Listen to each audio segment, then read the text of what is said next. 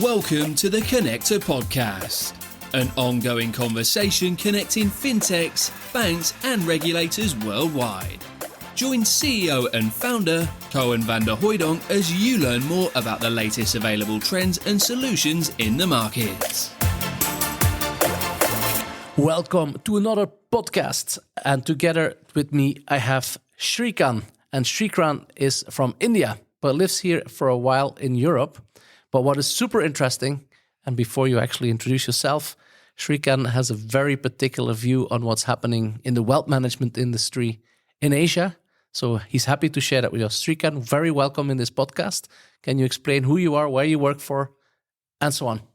Sure. Thank you, Koen, for inviting me to this great podcast. My name is Srikant Tiwari, and I'm a partner at Valuefy. I co-founded this company with two of my co-founders. We are 10-year-old. We are an Indian WealthTech company. I think India is a name which is getting its reciprocation from all corners of the world for all good things. And I can tell you, not only India, the entire Asia is shifting, and I would not shy away from saying the continental or the global balance is shifting as we speak. India, I grew up in India. Mm-hmm. Whereabouts in India? I'm from the north part of India. It's a city called Jaipur, a very historical city, comes as a part of the Golden Triangle tourism attraction globally. And when we as Indians grew up not with investments, mm-hmm. we as Indians grew up with savings, So, and I think you must have heard all across the board that Asian cultures, whether it's Chinese, Indian, Southeast Asian, is about savings because it's cultural to us that you earn and you save. We were introduced, when I say we Indians, and I'm very, very sure most of the Asians were introduced to savings pretty early in the mm-hmm. in the childhood by parents, by grandparents, and it's occasion. Every festival, your elder one gives you some money, and then with that money they tell you spend some and you save some. So I'm telling you, it's so ingrained in our culture to save. Now, why this conversation of saving is so important? We're talking about wealth, not saving, right? This is the thing. Asians were born with savings and this culture, and all of a sudden, the per capita income started rising. If you look at the global averages in terms of the incomes in technology industry, in hospitality, in various mm-hmm. service industries in India or China or Southeast Asia is increasing. And with the ingrained savings culture, they were saving a lot and they were putting that money earlier in banks. But in the last 10 years, a big trend shifted. I think it's a combination of digital, combination of products getting introduced, combination of regulator getting more and more standardized and bringing global culture of investment.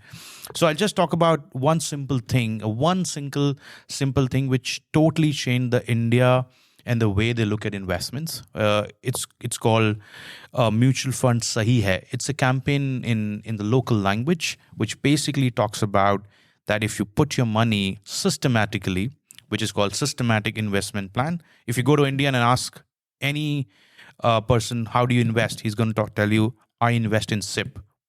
In SIP? SIP. What is SIP? It's very simple. It's systematic investment plan.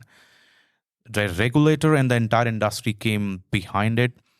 Just like the connector, they created an environment where the entire industry is promoting the culture of investing in SIP, right? Mm-hmm. And everybody started from savings, a culture of putting the money in the bank, to investing in funds. And there are all kinds of funds. Now, this phenomena totally changed India in the last 5-7 years. You look at it. In fact, if you look at the news, the coverage for the last 5-7 years, whenever there is an foreign institution selling Indian markets are directly proportional going down. While today, from the last few months, I've been hearing foreign institutional investors are selling and the market is just going up. Why? There is an access of liquidity. There is so much of normal people investing in SIP. The money is all going into the mutual funds and then it's coming into the market, giving a great support. I may be wrong on the number, but there are billions of SIPs which are already being locked by common people, and all that money is flushing in the market. Now, the interesting part about probably what I learned about living in Asia and living now in the last 3 years in London. Everybody do investments in London or mostly continental Europe. They've been doing it. And that's why the industry is so flourished. In India, still, we don't have more than 4, 5, 6, 7, less than 10% people doing this SIP. Now, the bigger market could be as high as 25%.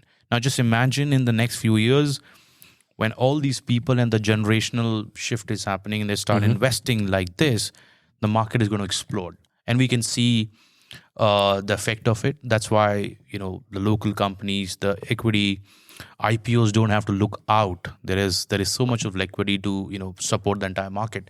Now, this is what I was talking about.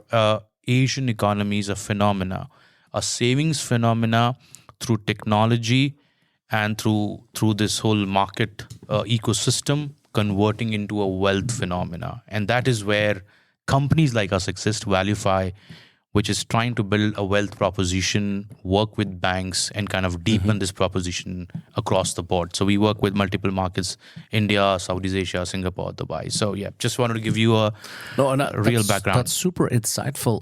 I'm just wondering, Srikant, how does it actually apply to what you have seen in Europe?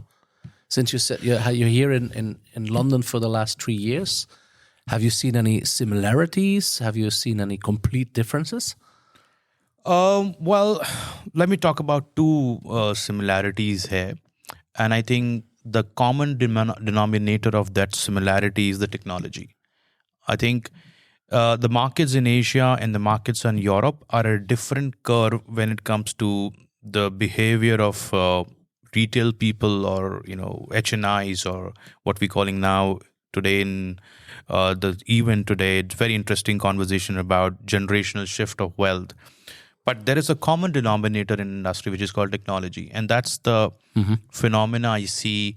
That's the only phenomena I see Asia is ahead. And I would not shy away from saying probably Europe, the sector in the parts of Europe is catching up.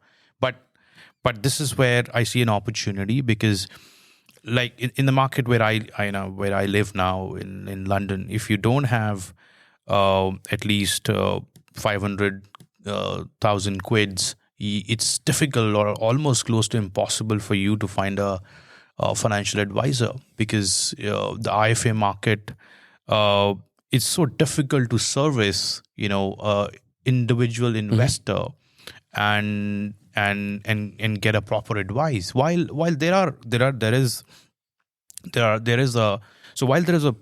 is a presence of phenomena of saving, investing, pensions, and all of that, but the whole IFA sector is kind of struggling with not having a total ecosystem. Because and what's the reason? Because I think the sophistication of the market happened, and everybody built, the technologies are built for the purpose, right? But at the same time, they get obsolete. So they totally do not build the technology from a digital point of view. And I think that's the arbitrage we see, that in Europe, which is a developed market, there is so much which can be done by technology companies to bring a kind of a platform approach or kind of a solution boxed approach for different segments like IFA, like wealth managers, multifamily offices, single family offices. And that's what Valuefy is trying to do. We're bringing wealth in a box and try to bring a cloud and SaaS approach to an enterprise